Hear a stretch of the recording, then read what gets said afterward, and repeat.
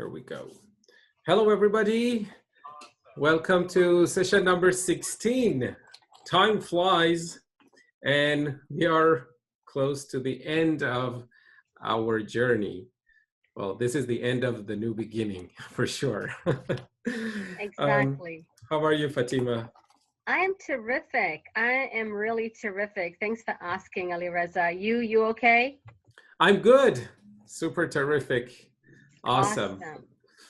Awesome. Hello, Great. Ellie, and hello, everyone that has joined us. Shall we get this party started? Let's get started. Sure. Okay. Can I share my screen? Yes, I can. I can share my screen. You've given me, okay. Can you give me an opportunity to share my Done. screen, Alireza? Done. Oh, awesome. Yep. Thank you.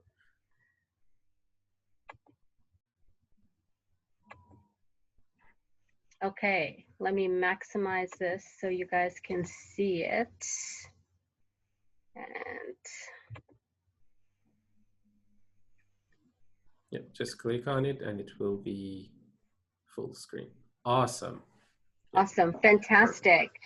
Hello, everyone. I'm so excited about our talk today. And today we're going to be talking about the 4 agreements by Don Miguel Ruiz. And what I actually found is I was looking for my book on the 4 agreements that I have read over the years. And you know what I realized? I always give my books away. And it's about like, how do I replace them? And then when I replace them and someone has an, situation or they're going through something, I give that away. And I actually got a gift. Someone gave me this in exchange. And it's a little box. You see the box? Can you see it, Alireza? Yes, I can. And inside of it, it's the 4 Agreements Toltec Wisdom Collection. How cool is this? Awesome. And when you open it, there are 3 books inside. So the very first one is the book we're going to talk about today called The 4 Agreements. And then there is The Voice of Knowledge. And then there is The Mastery of Love. How awesome. And so I can't wait to get into the rest of the book. There's also another book that Don Miguel Ruiz wrote as a sequel with his son called The 5th Agreement. Really interesting. But let's get started today on the 4 agreements. And today what we're going to do is we're actually going to take the 4 agreements and we're going to make it practical, right? Because knowledge is useless if we do not have the strategies to implement it in our life. How many times have we learned something, got excited about something, and we didn't implement it? And if we don't implement something, what is the point of having that kind of knowledge? I always ask that kind of question to people who like go to study and go to university, take lots and lots of courses, get their master's and PhD, but they actually don't embody it. So today, when we're doing the 4 agreements, I want you to think of it like this. Knowledge goes into my head. It is going into my mind. And it is something I can talk about. It is something that is out there.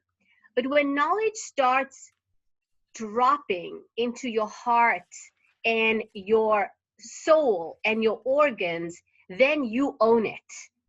It becomes yours. And the way you do it, there is one deliberate action step to do it, and that is to implement, right? We can talk all day, like until the cows come home, but until you implement it, put it in your life, practice it, it's not yours. So, who am I? My name is Fatima Omar Khamissa. I'm so excited to be here. I've been here every Monday for this is our 4th Monday. I'm a money mindset business coach. I'm a certified coach trainer and a publisher. We've helped more than 80 people become best-selling authors. And I'd love for you to connect with me on Facebook and keep the conversation going. So in the 4 agreements, let me just move this screen over here. It was written originally in 1997 by Don Miguel Ruiz. And if you really put it together and see what is it, it is a provocative, a mind-altering Toltec guide to waking up, finding peace in our illusory world by a retired surgeon, author, and Eagle Knight shaman, Don Miguel Ruiz. So he is a doctor by profession. He's a retired surgeon. So it's not like this guy just popped up somewhere without any education and decided to write this book that has, transformed the world. It is a New York Times bestseller for over a decade. Like, how many books can say they have been on the New York Times bestseller for over 10 years, right? It's extraordinary. Over 8.5 million copies was sold just in the US alone, and it's been translated in 46 languages worldwide. Pretty awesome. And it's so funny because look how tiny it is. Look, it's just such a small book. And, I'm only 5'2", so imagine how small my hand is. And it's like the size of my hand, really, really tiny. And it's like, 138 pages, really small book. If it was a normal size book, it would actually only be like maybe 80 pages. Okay, so imagine you don't need a very thick book to impact the world. Here's some praise when it comes to the Four Agreements. Wayne Dyer, the late Wayne Dyer, said, an inspiring book with many great lessons. Deepak Chopra says Don Miguel Ruiz's book is a roadmap to enlightenment and freedom. And Dan Millman, in the tradition of Castaneda, Ruiz distills essential Toltec wisdom, expressing with clarity and impeccability what it means for men and women to live as peaceful warriors in the modern world. The book is very timely for what we're going through today as well.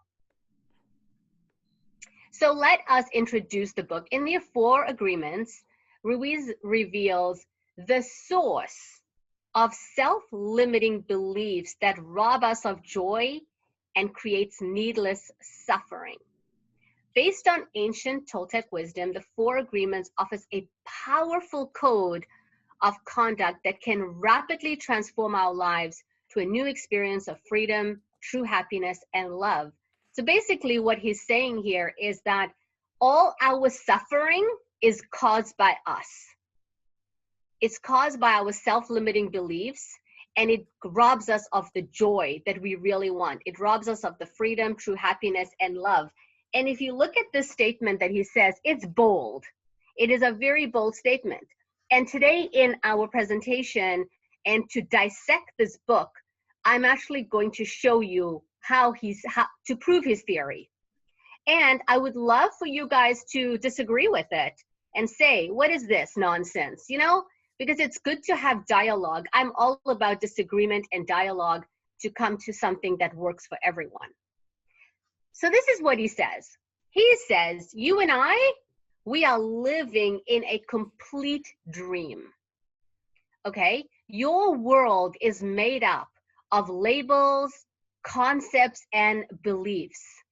But these labels, concepts, and beliefs are illusions. You're living in a complete dream. The dream has been programmed into you through a training process that began when? The day you were born. And I would say personally, I think it started before you were born. Because when you were inside your mother, you heard her thoughts. You heard her words. You felt her thoughts. You felt her emotions, whether she was happy or sad. You heard the conversations that were going on around her all the time, and you felt the fear, the joy, the happiness while you were in utero. So I would go further and say that your programming and training started before that. The words that came from your parents, your teachers, your communities, your peers, the school kids you hung around with, the television shows you watched, the words that grew, those words that you heard, the conversations you heard, what your teachers told you, what your friends told you, they grew into those labels, the concepts and beliefs that define the rules and the boundaries of your reality. So what he's saying here is that made a box around you. That's the box you were living in. The box you were living in was created by the rules and the boundaries that your parents, your grandparents, your friends, your families, your teachers, your coaches, right? Maybe you had sports coaches. But this dream that he's talking about isn't soft and isn't harmless. To you, the illusions are so real and it is as tangible as the laws of physics. Like, this is real for you. Like, for you, it's like, my mother said this. This is real, okay? These are the rules that tell you what? What do they tell you about? They tell you about yourself. They tell you about the people around you. These are the rules that tell you about how things are, how things should be, how things must be.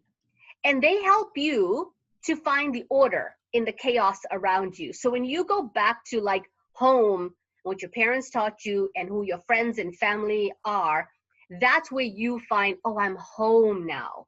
This is order. This is what I recognize. This is what I'm comfortable with, right? And so the stage is set. So here's you in the pink or the little blue, you are the little baby that was just born. So I want you to imagine, like, if you ever went to a movie or a play or a theater, right? And you imagine that on the stage, everyone is set. Your uncles, your aunties, your grandma, the cousins who came before you, mom and dad, brothers and sisters, and now you show up. And so what are they going to give you except what's worked and what's not worked? Your grandparents and your mom and dad cannot give you what my mom and dad, because maybe you were in Iran or Pakistan or South America or USA, and I was born in South Africa. So they can only give you what they know. They can only give you their programming, their language. And even if you find people who speak the same language, maybe it's Farsi, maybe it's Russian, maybe it's English, the voice and the inflection is actually different even with the same language. So when you show up, because the cradle is empty, now that you come, you're in the nice little cradle, they only give you from love. They only give you because they want to keep you safe. They want to keep you in, because if you don't become like them, your life might be in danger. You don't know. So when you're little, you mimic and you copy everything from your family. And so what Ruiz calls this is domestication.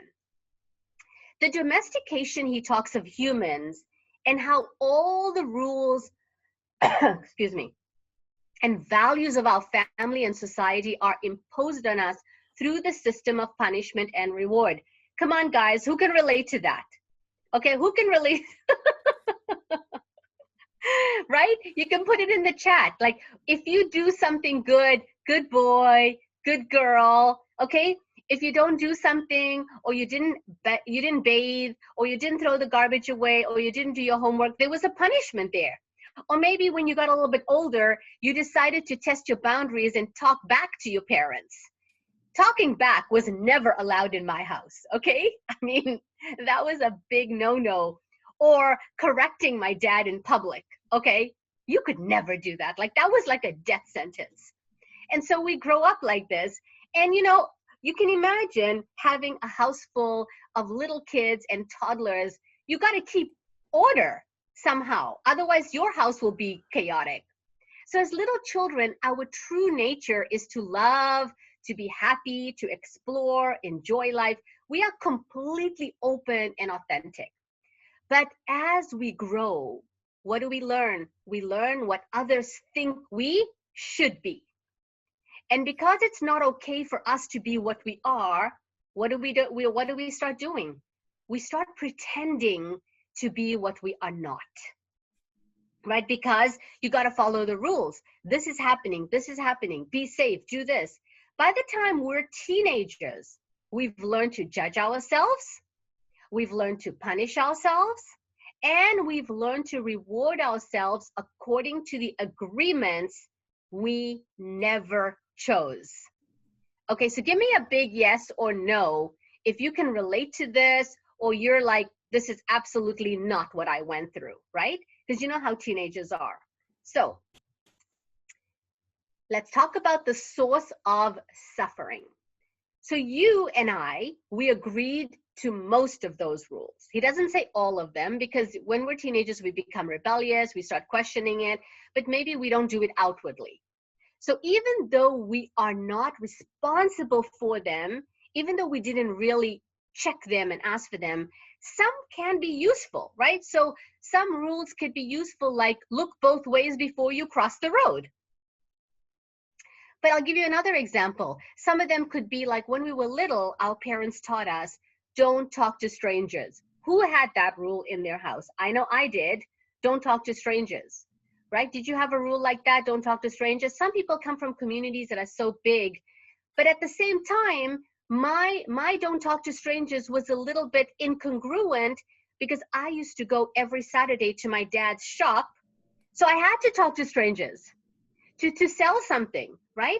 So it was like, which rule do I listen to? Do I not talk to strangers, or can I talk to strangers when my father's around in the shop? But some of those and many of those rules and boundaries were inaccurate, unrealistic, or completely unattainable, because the boy who grows up learning don't talk to strangers becomes an adult who has a 100% commission sales job, and he can't make it work. Why not? Because inside of him, he always thinks, I'm not supposed to talk to strangers. So there's an incongruency between what the pattern of the unconscious mind and what he's supposed to do and what he wants to do. And you are trapped like a fly behind the glass, unable to see past the fabric of the dream and the box that is containing you. The most harmful of these agreements to reinforce is you are not enough. Because everything you do that is outside of the box is, come on, guy, come on, you know what you're supposed to do. The judgment. And you are constantly falling short of the whimsical ideal. So what's the result?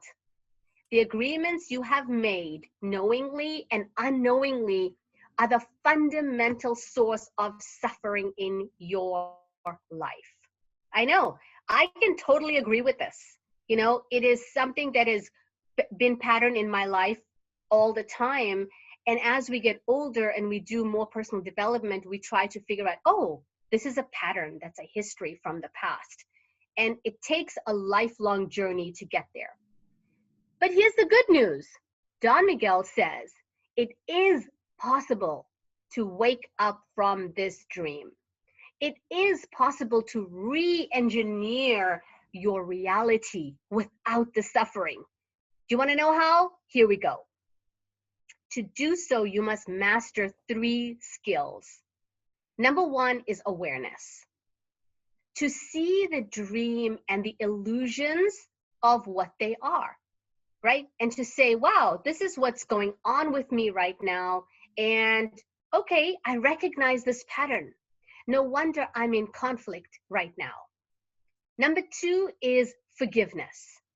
Accepting the consequences of the dream in you, and more importantly, in others. So what would it look like for you just to be this open vessel of forgiveness, to say, wow, I'm doing that thing again. I learned this as a child.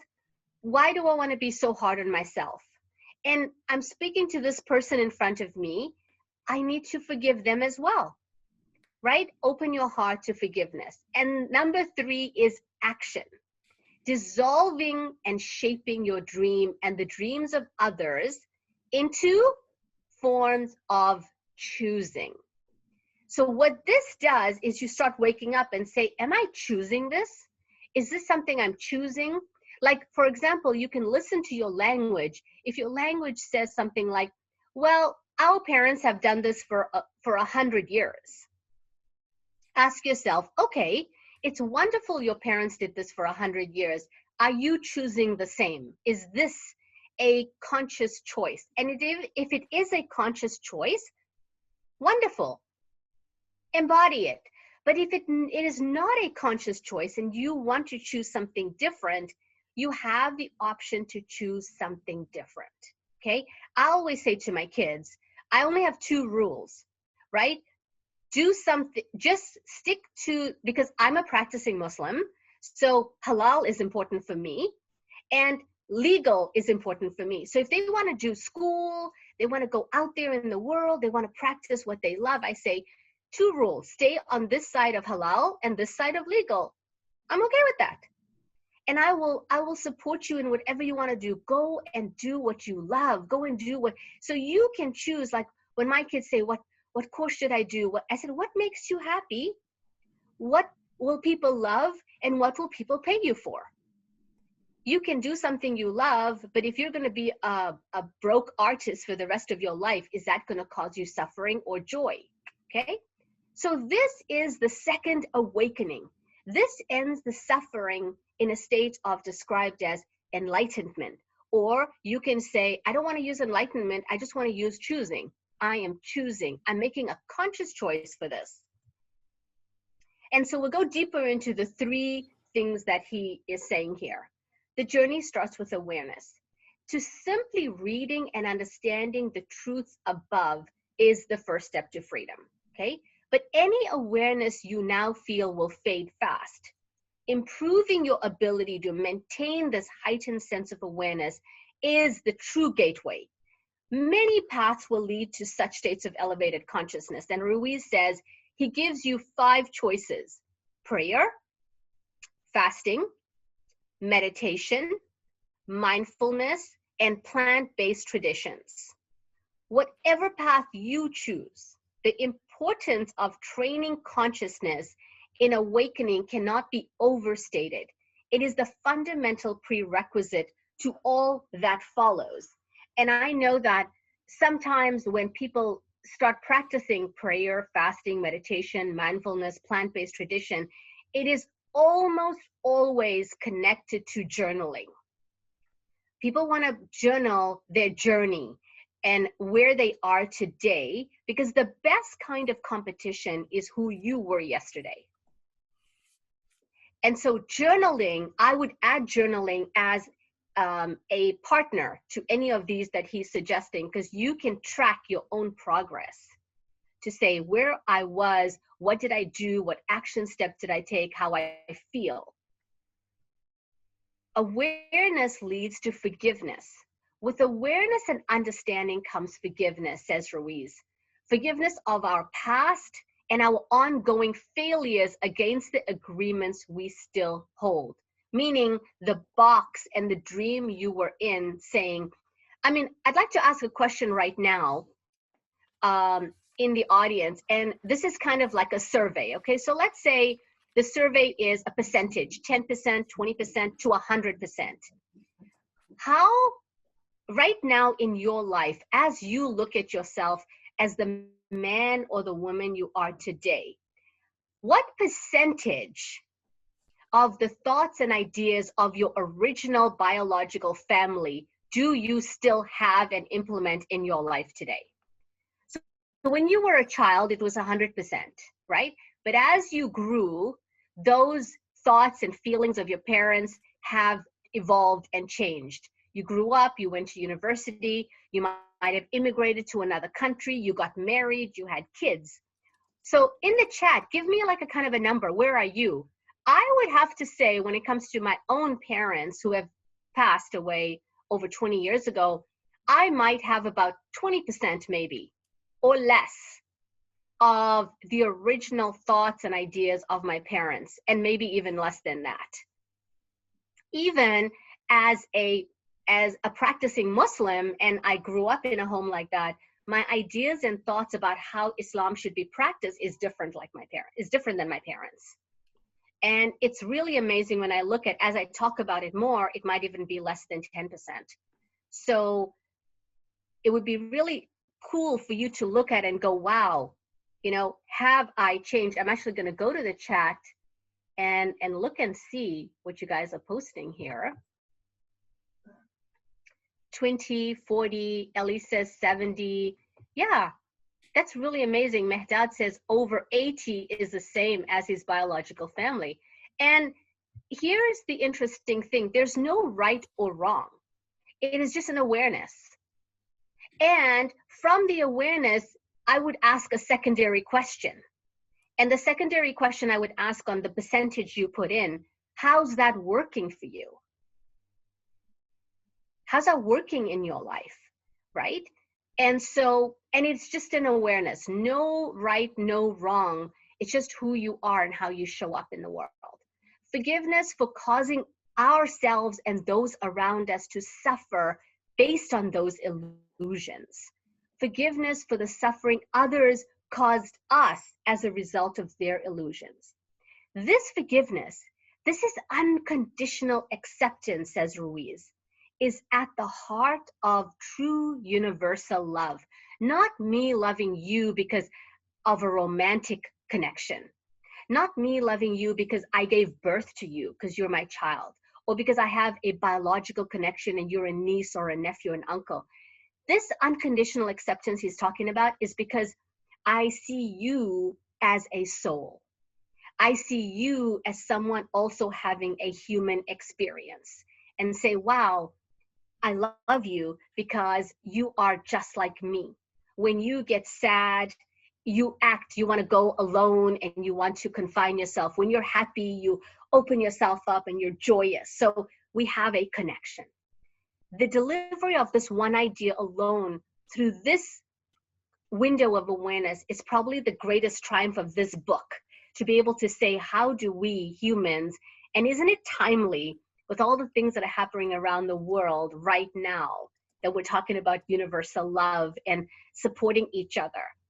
This will take the weight off your shoulders, a weight you might have not forgotten that you actually carry. Okay, let's move on. And from that forgiveness comes the strength for action. Ruiz says, forgiveness unlocks space, energy, and strength needed to reshape your reality, preventing new, unwanted agreements to take place, eliminating old, damaging agreements that is already in place, and programming new agreements that slowly eliminate suffering. I want to share a story with you about forgiveness for myself that has really transformed my life. And so I left a violent, abusive relationship of 21 years. And for about, and this happened in 2008 and 2009. And for about 7 years after that, I didn't receive any kind of child support from the father of my children. And we were on the run for a big portion of that time. And I had this heaviness inside of me, like, you know, I couldn't do anything. And I felt this sense of hopelessness and helplessness that I not only lost or gave up my entire life, but I couldn't find any way to hold him accountable. And I had this language pattern inside of me. And the language pattern was, well, one day God will judge. Have we ever heard someone say that? One day God will judge. God will be the judge and everything will be okay in the hereafter, or something like that, right? Or every dog will get its day.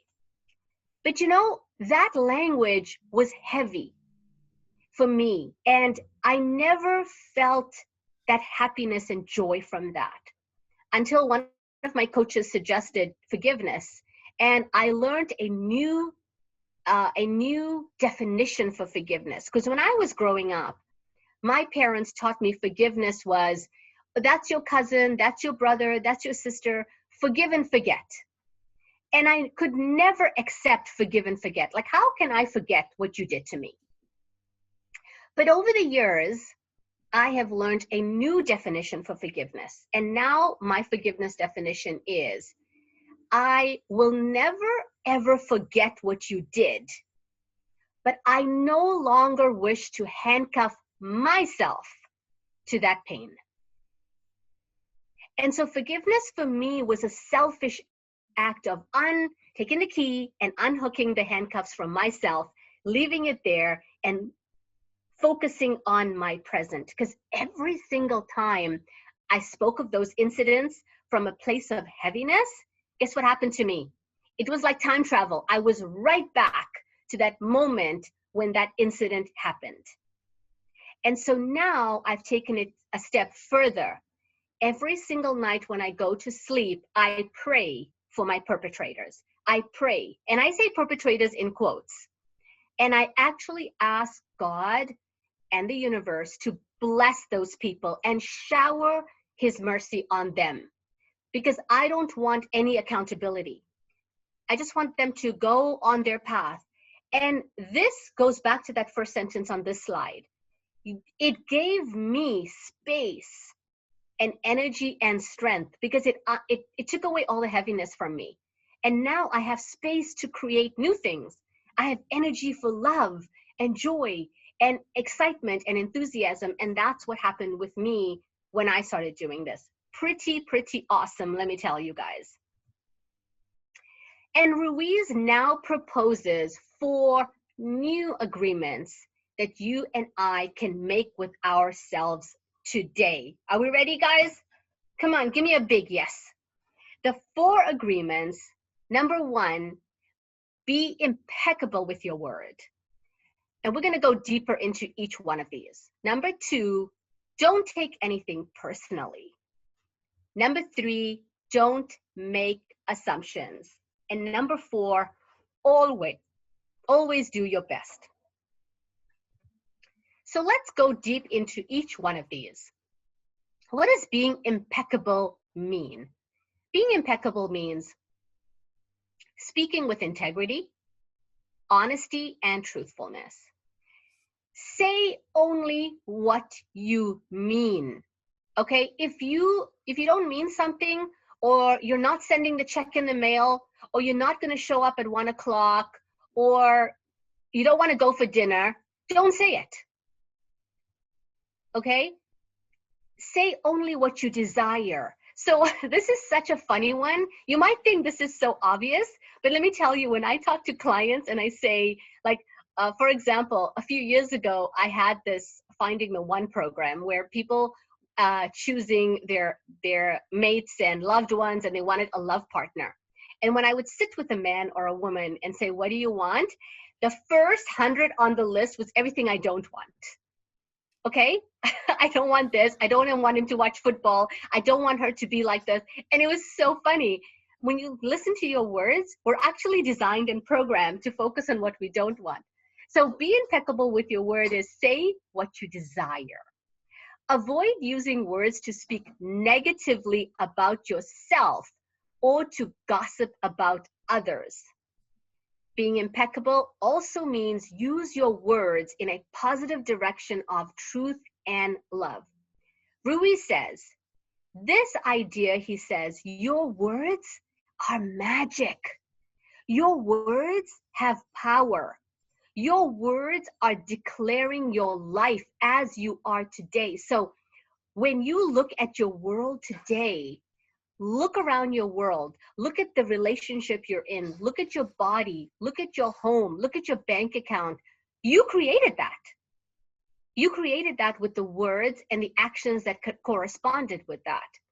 He further explains you can use your words to either create good in this world or to create chaos and spread negativity. Hey, Alireza, I heard this.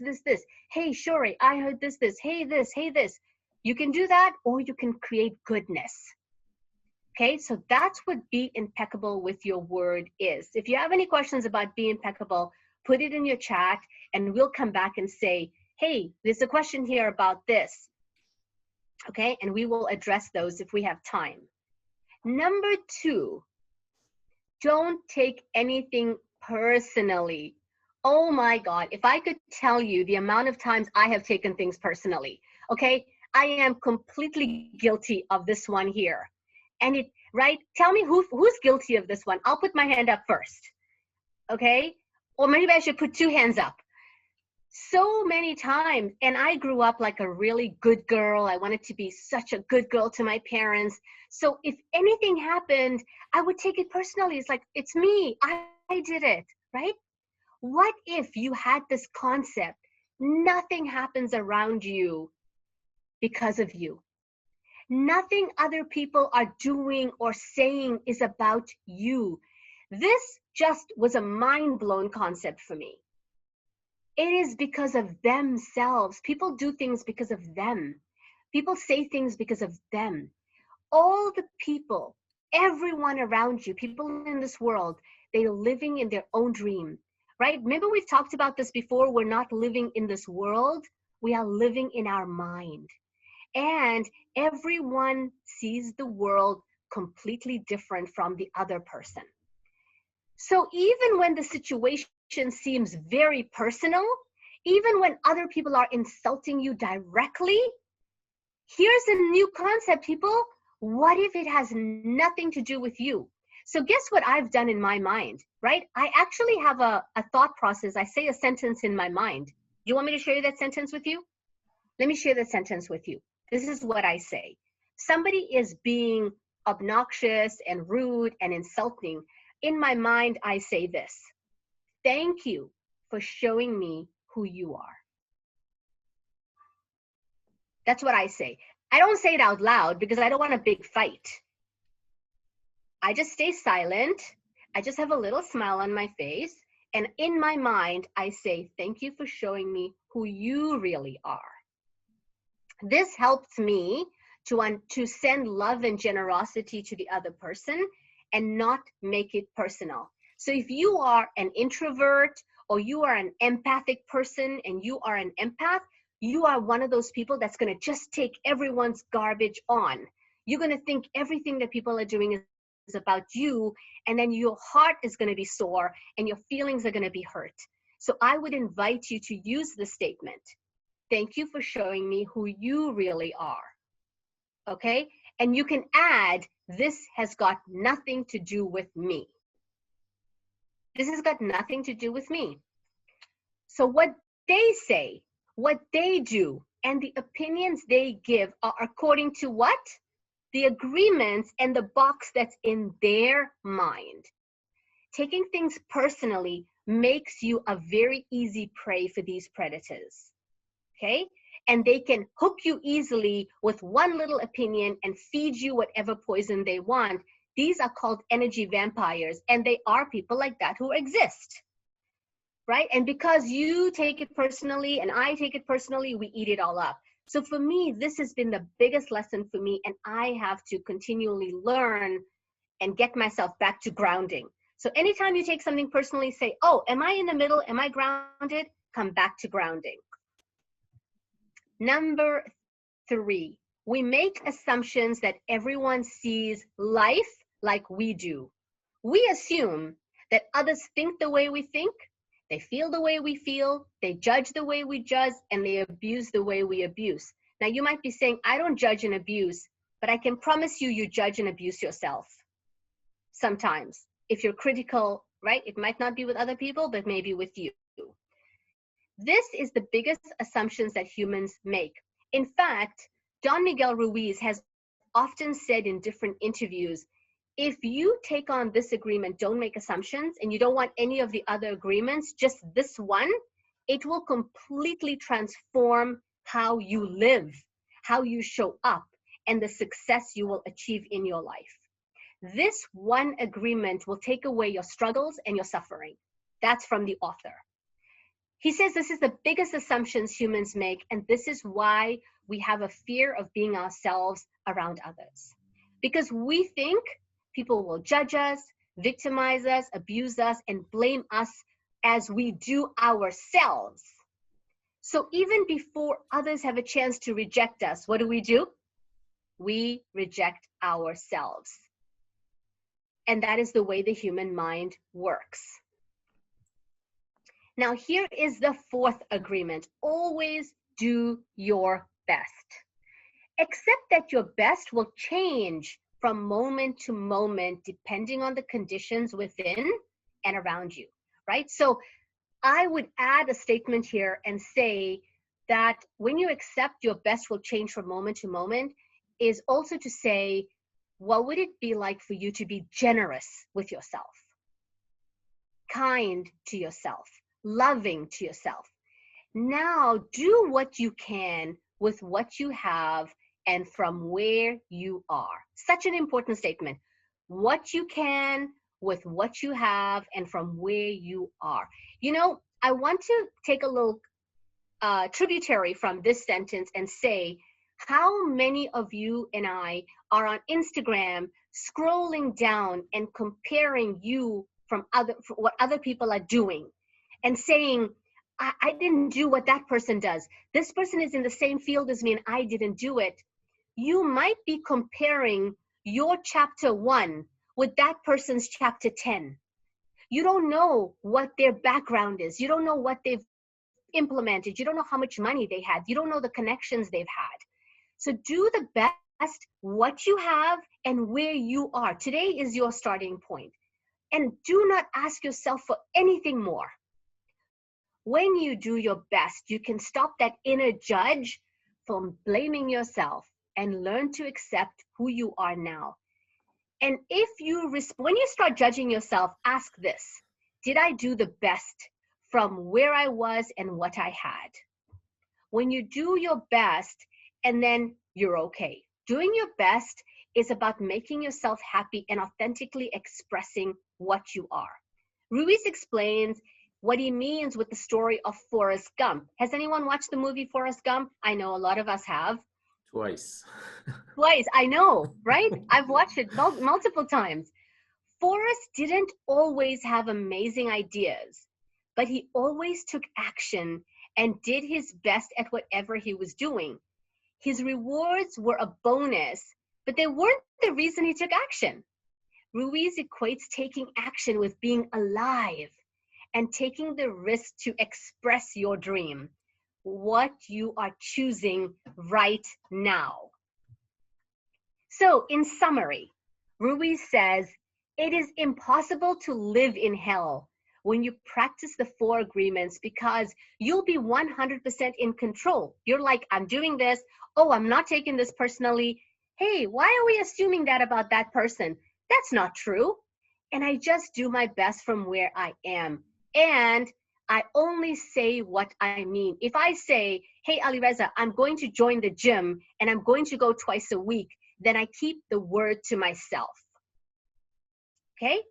Toltec wisdom in the 4 agreements will enable you to master transformation and to transform hell into heaven and to transform the dream of the planet into your personal dream. You can do your best to honor the 4 agreements today, but it takes a strong will to keep honoring them every day because they are in conflicts with the agreements that are part of the dream of the planet or your biological dream. And he says, every time you fail, don't criticize yourself. Don't feel sorry for yourself. Instead, say, hey, Fatima, or say to yourself, self, you know what we did? We broke an agreement today, didn't we? We're going to try again tomorrow. That's it. Just the facts. No emotional, like brushing your teeth, right? You don't get emotional when you brush your teeth. So you talk to yourself at the end of the evening when you're brushing your teeth and you say, you know what we did, right? We broke an agreement today. We either didn't keep our word, we weren't impeccable, we made an assumption, or we didn't do our best. Okay, we're going to try again tomorrow. So actions to implement. You know, I like giving you guys actions to implement. And before you go, make sure you connect with me on Facebook. And here is your assignment.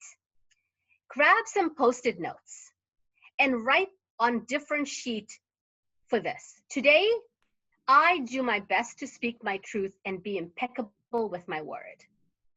Today, I do my best not to take things personally, remembering it's about them, not about me. Today, I do my best not to assume I know what other people are thinking or feeling. Today, I simply do my best. No more, no less, and it will come from my heart. And that's it, guys. That's what I have for you. Let me stop sharing Wonderful. this. Let me give you control back. And let's see what's happening in the chat. There are some comments also. There is a question. Maybe there are 2 questions. Do you want me to read for you? Yeah, please do. With regards to the 2nd agreement, Soroush was asking, as you said, don't take everything personally. He's asking, how can we rephrase the don't take anything personally to a sentence that doesn't start with a don't? Like, so if we don't take it personally, how should we take it? That's his question. So would that help when you say it's about them, or thank you for showing me who you are? Was that helpful, Suresh? So, thank you for showing me who you are. And this is about them. This is their feelings and this is their thoughts. Yeah, it could help. Sure. Yeah. Perfect. Do you have any idea, Alireza? How would you reframe it into a positive? Well, you were talking about the example of a salesperson, and many salespeople are very scared of rejections. And one of the advices that we give these people is not to take it personally, but to take it professionally. And that is important because when we receive criticism, when we receive comments, and once we take it personally, we feel hurt. The interpretation is in a way that we don't feel right, and definitely that negative feeling is not going to help us in any way to help solve our problem. Yes, and I think that's really, really fantastic. And I would like to add that the people that cause us the most amount of pain are actually the ones who love us the most. And so, it's like, and I'll tell you why. Because the people you grew up with and your uncles and your aunties and grandparents and moms and dads and brothers and sisters, they know your buttons. They can push a button and you get triggered and you're like, why am I like this? Right? Like when people talk about celebrations and they go home, they're like, oh my God, this is the time where I don't want to go home. And even the anticipation of what's going to happen. And those are the people that will trigger you the most. So practice with people that are farther from you and take it professionally, and then you can get closer and closer to the ones that are in your inner circle. But if you're practicing with your inner circle, it might be like taking on the 100 kilo or 10,000 pound gorilla. Mm-hmm. Yeah.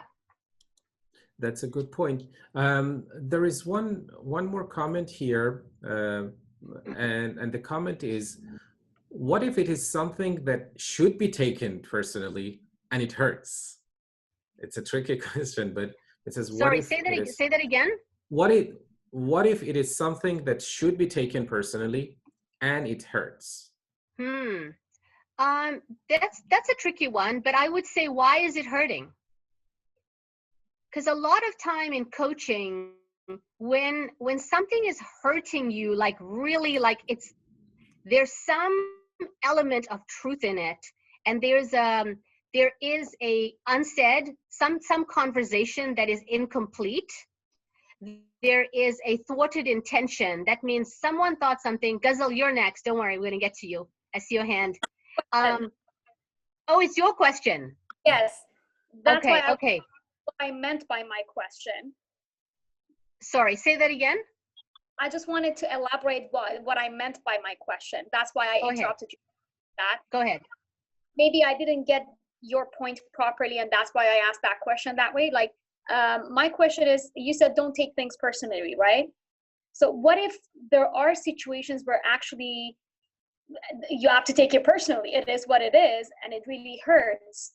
And you don't even know what to, if I don't take it personally, I wouldn't react, right? What if that situation needs to be reacted so that the other person gets it and it won't hurt again over and over, and you let them, they never understand what they're doing to you? That was my question. So I'll go back to the same answer, and thank you for clarifying. You and that other person obviously have an incomplete conversation. Something has happened in this relationship, and it is important enough for you to want to address it because it's hurting.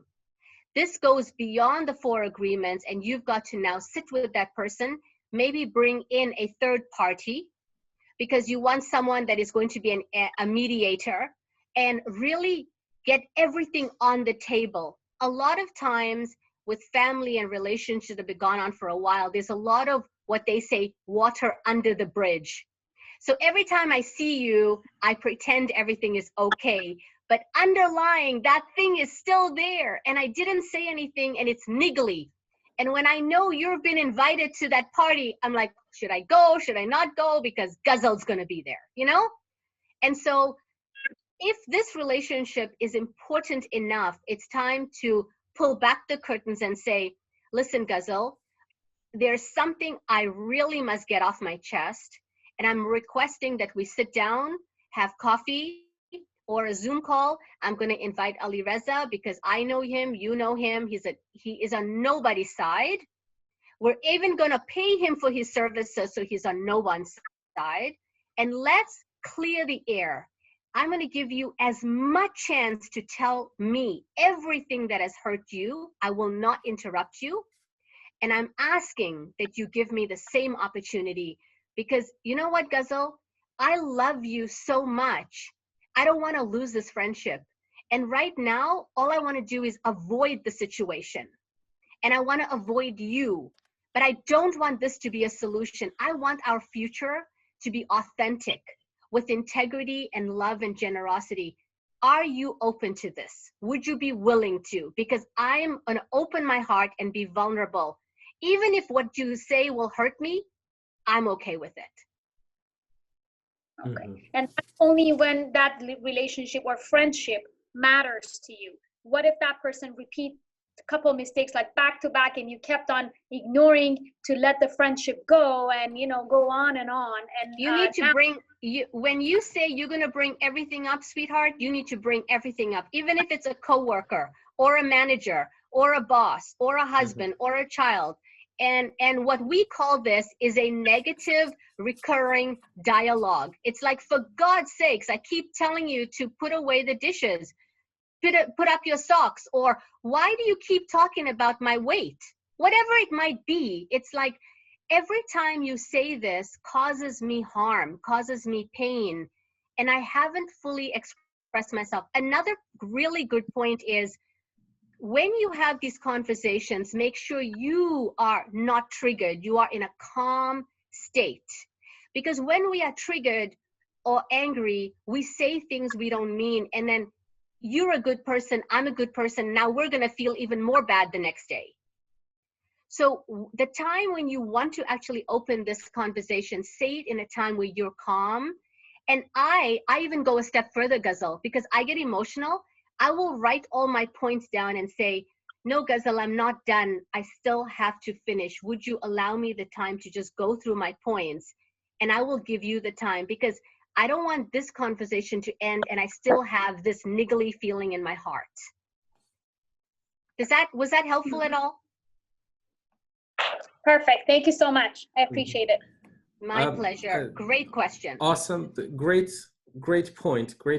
I just want to add something here, and this is what I've learned in NLP, and I'm sure you're familiar with it. And one of the principles in NLP, or presuppositions of NLP, is there is always a positive intention behind everyone's behavior.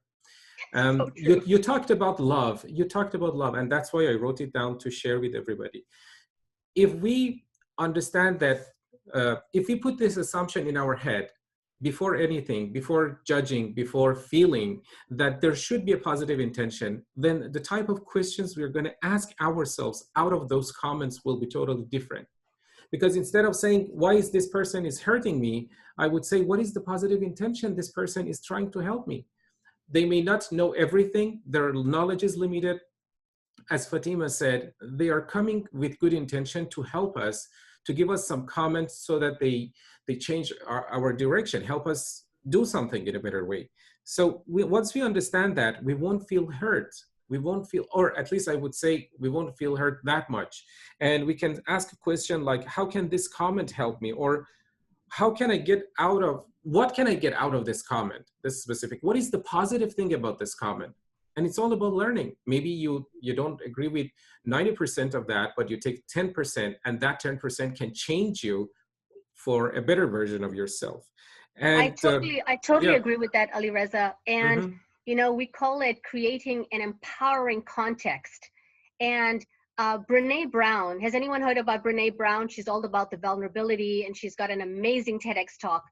And in one of her books, she talks about this, because I just listen to audios in my car all the time. She says, your life will be completely different if you actually have this thought, everyone is doing the best they can. And if your thought is, no, they are not doing the best they can. People are mean, people are cruel, people are lazy, people just want to live off the government. When you have that thought, you have a completely different experience in life. But when you have the thought, everyone is doing the very best they can, you show up differently. And I concur with you, Alireza. You ask different questions, and then you'll get different answers. And then you get to be a different human being. Exactly. That's exactly what it is. Your comment is actually close to what Didar was asking. She says, what if the intention of the person is really to hurt you? Yeah. Oh, you can comment on that. I have some comment, but you can comment on that. I would say we answered that question already. And here's the reality. There are people who will be doing that. They are people who are energy vampires, and they are people that are mean and cruel, and they do want to hurt you. For myself, I send those people love from far, but I don't engage with them. Alireza, what do you say? That's very good.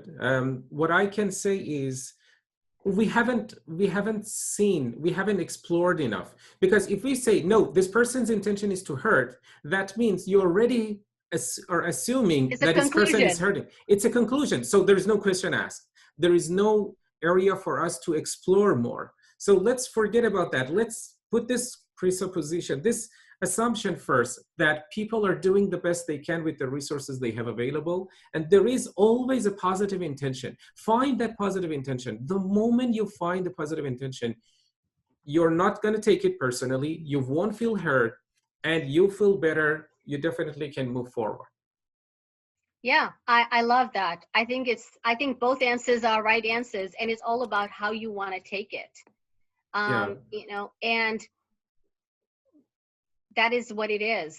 It's such a great question though, because when we change our questions, we change our answers.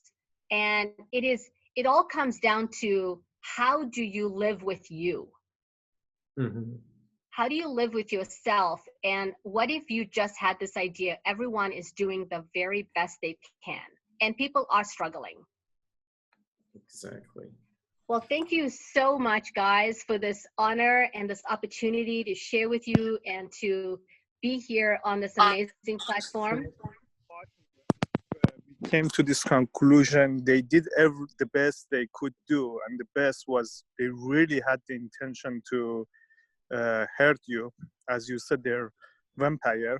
So the conclusion which you said, what you were saying is just pray for them, like, and avoid them. So that's what you're saying, avoid them, and just forget about it and avoid them. This is what you're guys saying. I have noticed that it does, with some people, that is the only solution. With other people, Cyrus, you can investigate and go further and deeper. But with yes, I have found that when you get to conclusion, this person is vampire category, then please continue. After we got to conclusion. Yeah, because you have to do the best you can and try with that person as much as you can. And then at some point, you're going to have to make a decision. Is this relationship worthy of my time and energy? And if the answer is yes, I would say keep going. And if the answer is no, move on. Great. Thank you, guys. Awesome. Thank you so much, Fatima, with this beautiful, concise, super powerful presentation. I really enjoyed it. And the good news is we're going to talk about the same author tomorrow. Oh my God. Yeah, because it's daring greatly. And Brene Brown. Yeah, exactly. And it's interesting because tomorrow. It's not tomorrow, Alireza. It's on Wednesday. It's Wednesday. Yes, that's right. Yeah. I mean, I'm so excited. Right. She's so excited, Thomas. I can see that. Yeah. Right. This week. I'm very excited, but I feel a bit sad. That's how I felt, because we are in the last quarter of our sessions. I wish we could continue. It's great. I always welcome learning, and I'm so happy that these 5 experts are helping us seriously. It's a really amazing opportunity for me, and I'm sure for everybody else here. All right. And for us too. Thank you, everyone. Thank you. I'm going to give you a big hug and a virtual hug and a kiss. Have an amazing time, and I will see you guys again. Yeah, definitely. Take care, everybody, and enjoy the rest of the day. Thank you. Bye-bye. Thank you. Bye.